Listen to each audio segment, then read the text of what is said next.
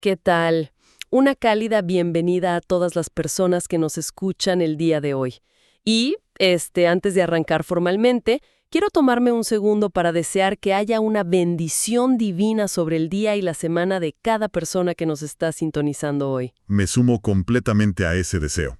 Es un gusto estar aquí. El gusto es mío. Y bueno, hoy tenemos una exploración, un análisis profundo que la verdad resulta francamente fascinante. Totalmente. Nos vamos a centrar específicamente en el capítulo 6 del libro del Éxodo.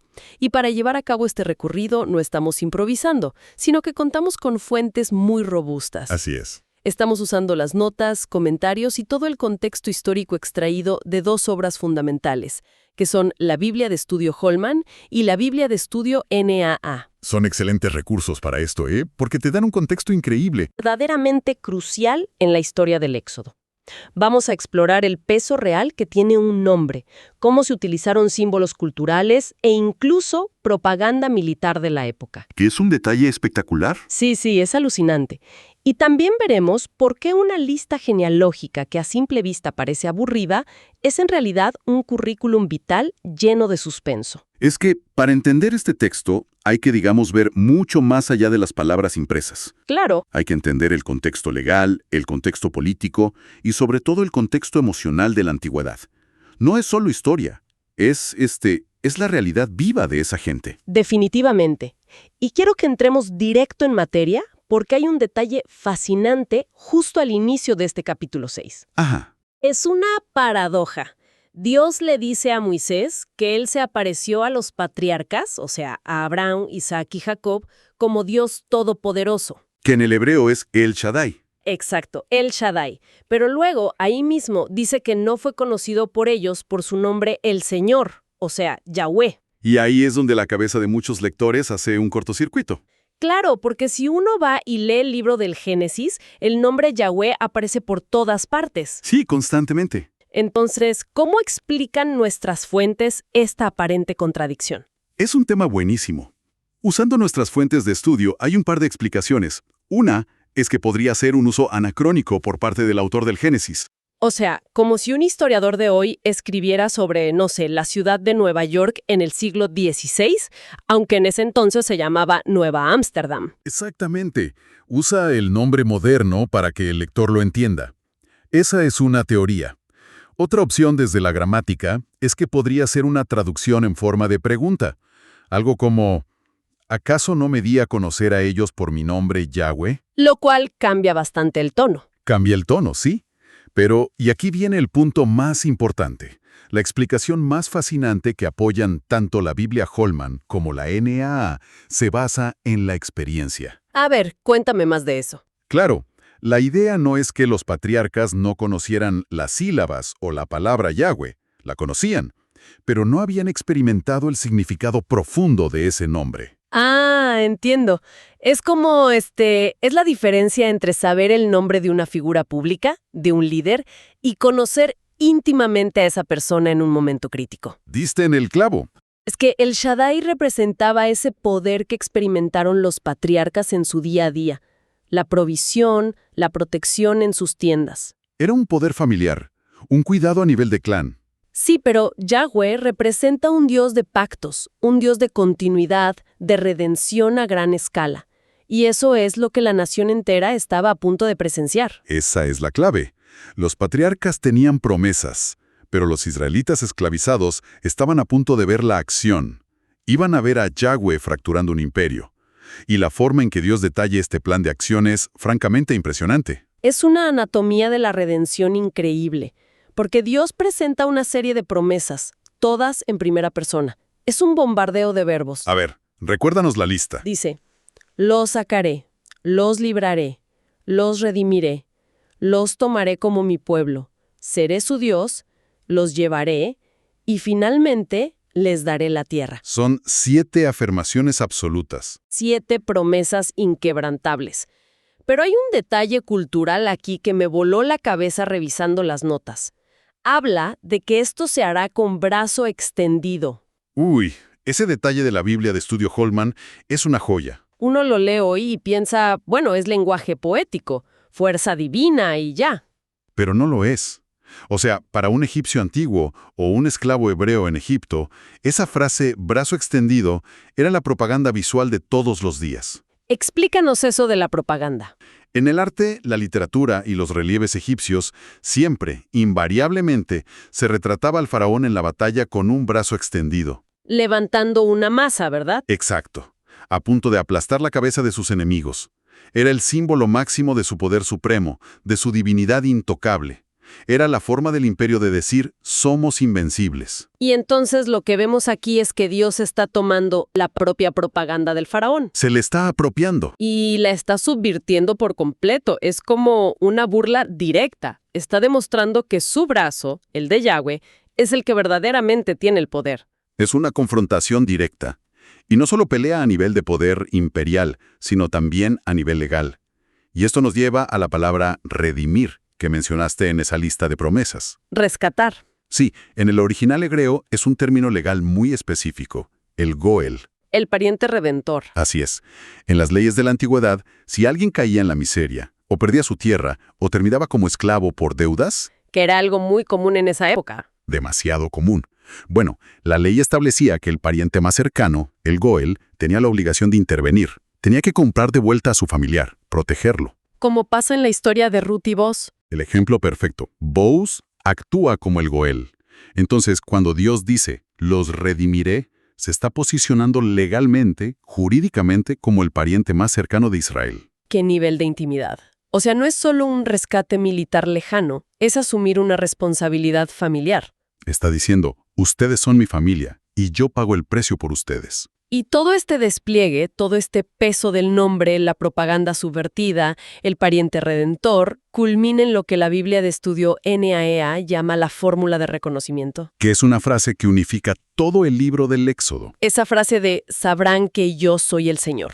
Que el objetivo de todo esto es que el mundo entero lo reconozca. Exacto. Pero, y aquí la narrativa da un giro que me parece súper doloroso.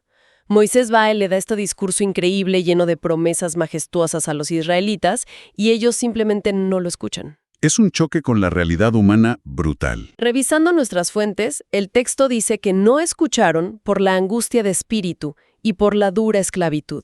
Es fascinante cómo un texto tan antiguo refleja una realidad psicológica tan profunda. El texto muestra muchísima empatía. ¿Sí? ¿No los juzga por no creer? Para nada.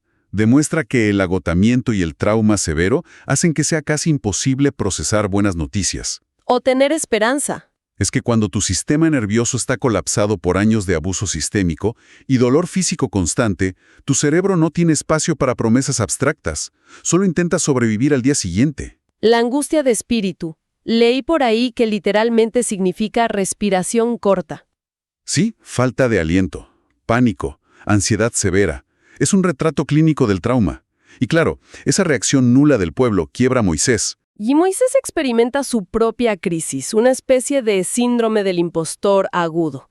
Se frustra, va con Dios y le argumenta. A ver, si los israelitas, que son mi propia gente, no me escuchan, ¿cómo me va a escuchar el faraón? Una lógica impecable, la verdad. Totalmente lógica. Y remata diciendo, además, soy incircunciso de labios. ¿Qué significa esa frase exactamente? Es una metáfora muy propia del antiguo Medio Oriente. Decir incircunciso en este contexto literario significa sentirse cerrado, impedido o impuro para una tarea. O sea, no tiene nada que ver con lo físico literal, sino con una falta de aptitud. Claro, Moisés está sintiendo una insuficiencia abismal. Siente que no sabe hablar, que se traba, que sus labios están sellados para una labor diplomática de ese nivel. Se siente completamente descalificado para ser el orador de Dios frente al imperio más grande del mundo. Y justo ahí, en el punto máximo de la tensión narrativa, con el pueblo traumatizado y el líder sumido en la inseguridad absoluta, El texto nos hace algo que la verdad, como lector moderno, es casi gracioso. Se detiene por completo. Frena en seco para darnos una larguísima lista genealógica. sí, la pesadilla de cualquier lector casual de la Biblia. Uno viene con la adrenalina al tope, esperando a ver qué hace Dios con la crisis de Moisés, y de repente te dan nombres y más nombres que son dificilísimos de pronunciar. Parece un error de edición catastrófico. Pero las notas de estudio aclaran que esto no es ningún accidente. Para nada. Teóricamente, pausar la acción de esa manera tan brusca crea un suspenso enorme para el lector antiguo. Te deja al borde del asiento. Te obliga a esperar. Pero más importante aún, esta genealogía funciona como una identificación formal. Es el currículum vitae de quiénes son Moisés y Aarón ante el lector. Y repasemos algunos detalles clave de esa lista porque las fuentes nos señalan cosas muy específicas. Primero, la estructura. Menciona a Rubén y a Simeón, que son los hijos mayores de Jacob, pero rapidísimo los hace a un lado para enfocarse casi por completo en la tribu de Leví. Porque Leví es la línea que importa para la historia que sigue. Exacto. Y otra cosa curiosa es que menciona las edades exactas de ciertas figuras clave. Dice que Leví vivió 137 años, luego su hijo Coat vivió 133 años, y luego Amram, el padre de Moisés y Aarón, también vivió 137 años. Son números muy específicos. ¿Por qué crees que el texto se molesta en darnos esas edades precisas en medio de una crisis de Estado? Porque establecen autoridad y continuidad. En esa cultura, esas edades y esa longevidad indicaban el favor divino y probaban que Moisés y Aarón no salieron de la nada, tienen un linaje directo desde la promesa del Génesis hasta la opresión en Egipto. Es como legitimar su derecho a liderar el éxodo. Exactamente. Y la lista se pone aún más detallada con la familia de Aarón. Sí, menciona a su esposa Eliseba, a sus hijos Nadab, Abiú, Eleazar y Tamar, e incluso llega hasta su nieto Finés. Y esos nombres importan muchísimo. El texto está sentando las bases. Establecen el linaje sacerdotal que será vital para todo lo que tiene que ver con el tabernáculo mucho más adelante. Todo el sistema de adoración de Israel nace de esta lista de nombres. Incluso, y esto me pareció interesantísimo, se menciona a Coré. Un personaje famosísimo después. Claro, el que liderará una rebelión gigante contra Moisés en el libro de Números. O sea, el texto nos está plantando semillitas narrativas por todas partes. Es un documento increíblemente sofisticado. Pero el detalle con el que cerramos esta genealogía, creo que es el toque maestro, el lenguaje militar. Uy, sí. Justo al final de toda esta lista, el texto cierra describiendo la salida de Israel, o sea, de este grupo de esclavos deprimidos, y usa la frase según sus ejércitos. Es una maravilla literaria. Son esclavos quebrantados, hacen ladrillos, no tienen armas, y Dios ya los está llamando sus ejércitos. Anticipando que van a salir con orden, con dignidad. Como una fuerza victoriosa, no como unos fugitivos asustados. Es una reconstrucción de identidad antes de que siquiera caiga la primera plaga. Es fascinante. Si hacemos un resumen de todo lo que nuestras fuentes de estudio nos han revelado hoy, es mucho más que historia antigua. Totalmente. Ven, es como el verdadero significado de un nombre divino se revela solo a través de la experiencia vivida en las crisis. Vimos cómo Dios desafió frontalmente la propaganda egipcia usando sus propios símbolos de poder. Ese brazo extendido.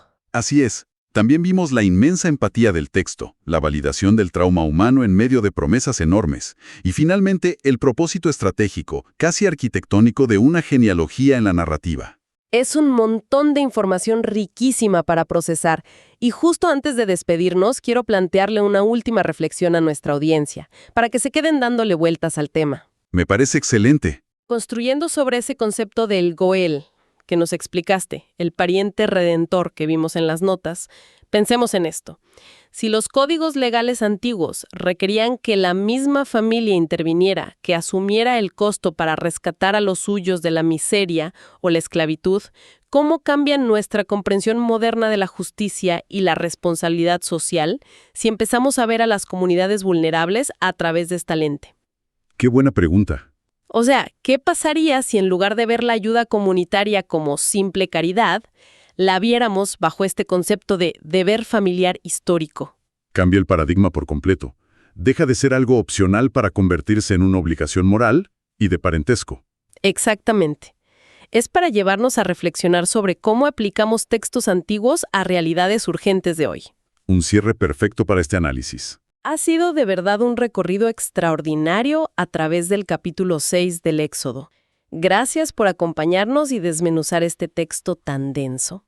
El placer ha sido todo mío. Ha sido una conversación espectacular. Y a toda nuestra audiencia, gracias por su tiempo y por sumergirse con nosotros en estas profundidades históricas y literarias. Nos despedimos por hoy Y recordamos siempre que Dios bendice a todos los oyentes.